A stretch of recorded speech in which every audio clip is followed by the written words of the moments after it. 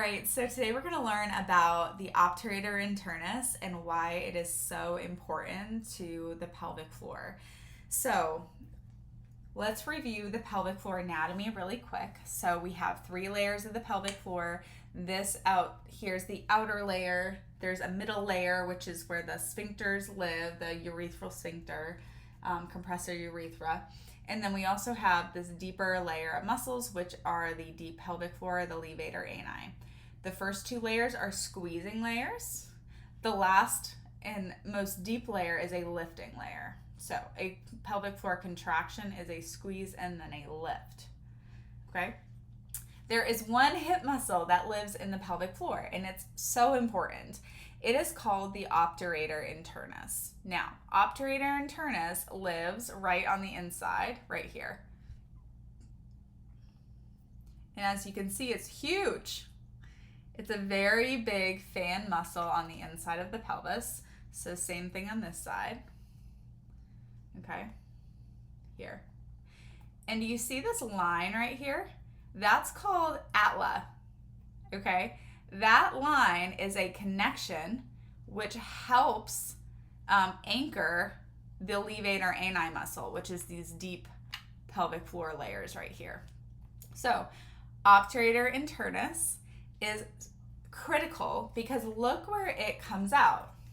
So obturator internus, that big fan muscle, is now looping around the back of the femur, the back of the hip, and is a big stabilizer. Okay, it's kind of cut away on this side, but as you can see, it's doing the same thing over here. Okay, now obturator internus is so important because it, like your deep core, is an anticipatory muscle, which means that before you move or as you move, it is one of the first muscles to create stability in the hip joint. Okay, so whenever you externally rotate your hip or move your hip out, guess who is first to fire? Obturator internus. When you go to extend your hip, guess who's the first to fire? Obturator internus. So the hip and the pelvic floor are so connected, and a healthy functioning obturator internus is going to help prevent hip arthritis, labral tears, anything hip pain related, because it is like the deep core of your hip. If this muscle is not functioning correctly, remember the levator ani actually attached to the obturator internus.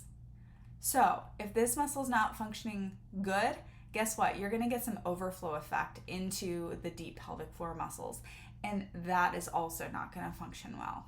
Okay, so a really important study showed that a lot of women who have hip arthritis also have incontinence. And this is part of the reason why is that when you get irritation in the joint or a labral tear, it really upsets and shuts down some of the muscles around the hip joint, shuts down obturator internus. Obturator internus is not working well. Guess what's not working well? The deep pelvic floor. So incontinence is very connected to hip issues. So in order to get that working well, we need good mobility in the hip. We also need to create some re-education of this muscle and make sure that it is loose and able to relax fully so that it can contract and work well for us. All right, I hope that was helpful.